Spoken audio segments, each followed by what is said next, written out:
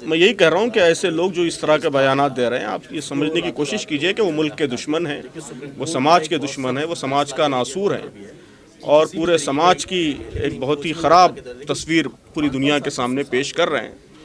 तो पूरे मुल्क को और पूरे समाज को इनके ख़िलाफ़ एक्शन लेना चाहिए, इनको रोक लगाई जानी चाहिए और ख़ास तौर पर एडमिनिस्ट्रेशन को, हुकूमत को सख्त से सख्त कार्रवाई करनी चाहिए कि हमारे मुल्क की परंपरा के ख़िलाफ़ है और हिंदू धर्म की शिक्षाओं के ख़िलाफ़ है ना। कोई भी मज़हब, कोई भी धर्म दूसरे धर्म की बड़ी शख्सियतों के ख़िलाफ़ इस तरह के आपत्तिजनक टिप्पणियों की अनुमति नहीं देता, हिंदू धर्म भी नहीं देता। तो ये हिंदू धर्म की शिक्षाओं के भी ख़िलाफ़ है। तो इसलिए हमारी पहली अपील हिंदू धर्म के धार्मिक नेताओं से है कि वो आगे बढ़कर इसको कंडेम करें, इसलिए कि बहुत बड़ा क्राइसिस है। जिस समाज में भी ये क्राइसिस पैदा होगा वो उस समाज को नुकसान पहुंचाएगा। अगर मुसलमान दूसरे मज़हब की शख्सियतों की गुस्ताखी करेंगे तो ये हिंदुओं से ज़्यादा मुस्लिम समाज के लिए नुकसानदेह चीज़ है, उसके क्राइसिस को ज़ाहिर करता है। ठीक उसी तरह अगर हिंदू समाज में कुछ लोग दूसरे मज़ाहिब के लोगों की बेहुरमती करते हैं तो ये असलन हिंदू समाज के क्राइसिस को ज़ाहिर करता है। तो हम समझते हैं कि बहुत बड़ा क्राइसिस है, इसलिए सारे धार्मिक नेताओं को, सिविल सोसाइटी को, एडमिनिस्ट्रेशन को, गवर्नमेंट को, सबको इसके ख़िलाफ़ मिलकर काम करना चाहिए। ऐसे लोगों के ख़िलाफ़ सख्त कार्रवाई होनी चाहिए। और ज़्यादा प्रॉब्लमेटिक बात हमारे ख़्याल में यह है कि हुकूमत और एडमिनिस्ट्रेशन का जो रवैया है बहुत ही लीनियंट है कि ऐसे लोग तो बहुत सख्त सज़ा के मुस्तहिक़ हैं।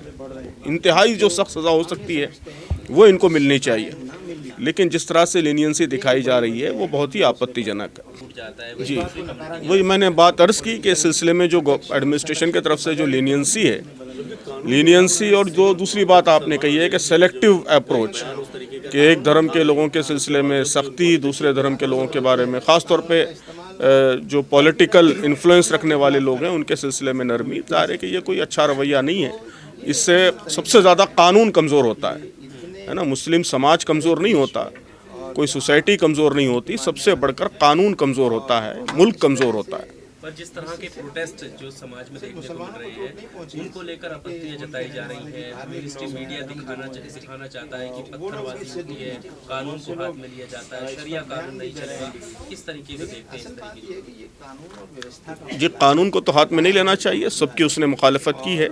जिस मुस्लिम स्कॉलर ने, नेता ने भी बयान दिया है, उस सब ने ये बात कही है कि हम एक तरफ ऐसे बयानात को कंडेम करते हैं और दूसरी तरफ मुसलमानों से भी अपील करते हैं कि वो पीसफुल तरीके से प्रोटेस्ट करें, पीसफुल तरीके से अपनी बात रखें लोगों के सामने।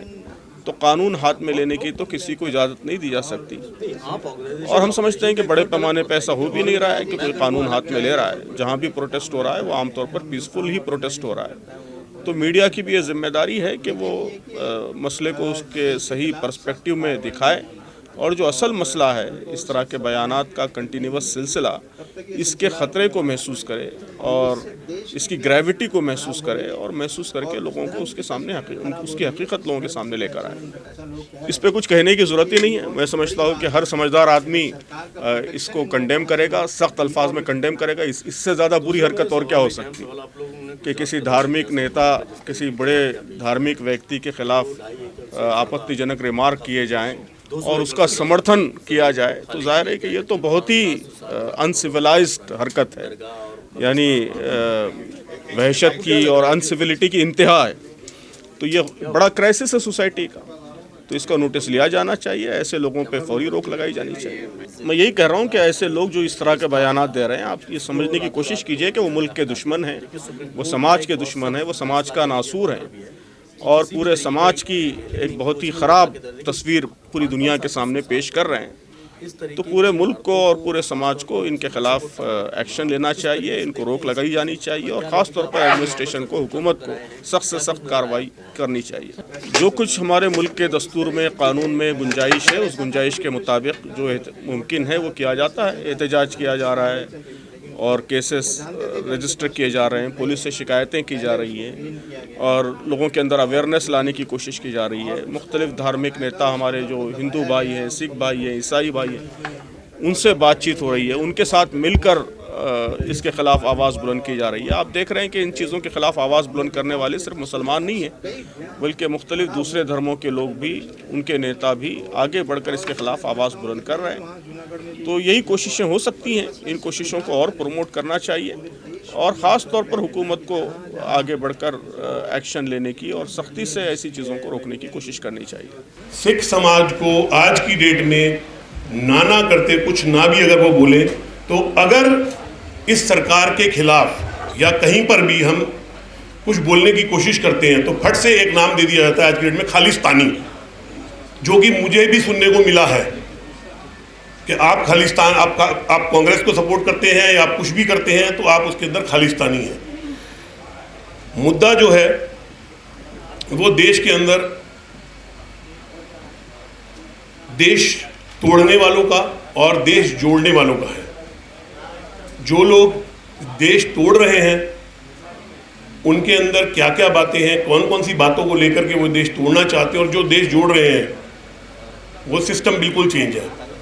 मेरा बस अभी बहुत ज़्यादा लंबा नहीं मैं बोल पाऊँगा, मैं सिर्फ इतना ही कहूँगा कि देश जोड़ने की तरफ हम लोग काम कर रहे हैं। तारिक अनवर जी ने आज हमें जोड़ा है यहाँ पर, और इसी मद्देनज़र हम सिख समाज की तरफ से बोलते हैं कि हिंदू, मुस्लिम, सिख, ईसाई सब आपस में है भाई भाई। हम तारिक अनवर जी आपके बिल्कुल साथ हैं और आपके साथ रहेंगे।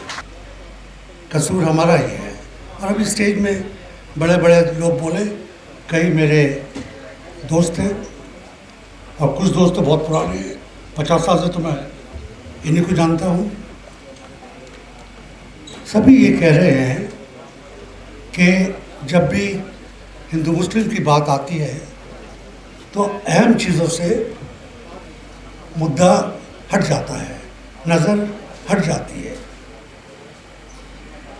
आपने लगाया मौजूदा परिस्थितियों में हमारे कर्तव्य, और इंग्लिश में उसको और साफ कर दिया, और duties in the present circumstance. किसी ईसाई के लिए, किसी मुसलमान के लिए, और अगर मैं ठीक कहूँ किसी सिख के लिए, इससे बड़ी ड्यूटी क्या है कि जिंदा रहे, किसी तरीके से इस देश में जिंदा रहे, ताकि बाहर वाले कह सकें कि देश सेक्युलर देश है, इसमें हर किस्म के लोग रहते हैं। कैसा देश होगा ये जिसमें मुसलमान ना हो? और अक्टूबर आ गया है, 84 की बात आएगी। कैसा देश होगा ये यहाँ पे कोई सरदार ना हो, जब लंदन में ज़्यादा सरदार हो और दिल्ली में कम हो?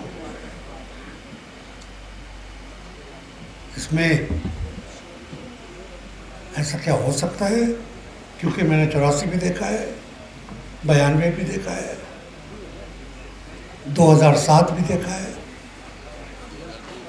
यहाँ पर कत्लेआम होते नहीं हैं, मगर हो चुके हैं, ये हम जानते हैं। और जहाँ पे हो चुके होते हैं, कल 7 तारीख है, 7 अक्टूबर। आप बेटा, बड़े काम की बात है, यूपीएससी एग्ज़ाम में आएगी। सुनिए, कल 7 तारीख है, 7 अक्टूबर। कल के दिन गाज़ा की जंग शुरू हुई थी। कल क्या होगा? आज की रात बेरूत में लोगों के लिए, गाज़ा में लोगों के लिए, तेल अवीव में यहूदियों के लिए, और बाकी इलाके में, तेहरान में क़यामत की रात है। कल कुछ भी हो सकता है। वर्ल्ड वॉर 3 कल छूट सकता है। हिंदुस्तान इजराइल को हथियार भेज रहा है और उसमें रोक नहीं रहा है बिल्कुल, कहने के बावजूद। हम भी उसके घेरे में आ सकते हैं।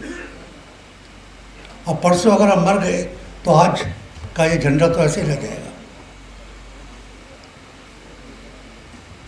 हिंदुस्तान में गाज़ा के लोगों के लिए जो आवाज़ आनी चाहिए थी, जो आंसू पड़े थे, नहीं पड़े। पार्लियामेंट में नहीं पड़े, पार्लियामेंट के यूनिवर्सिटीज़ में नहीं पड़े, पढ़ने चाहिए थे। दूसरे के दुख में रोना अच्छी बात है, इंसानों की बात है, शरीफ लोगों की बात है। उससे पता लगता है हम कितने पानी में हैं, कितनी तेज़ी से हम अपनी लड़ाई को लड़ सकते हैं।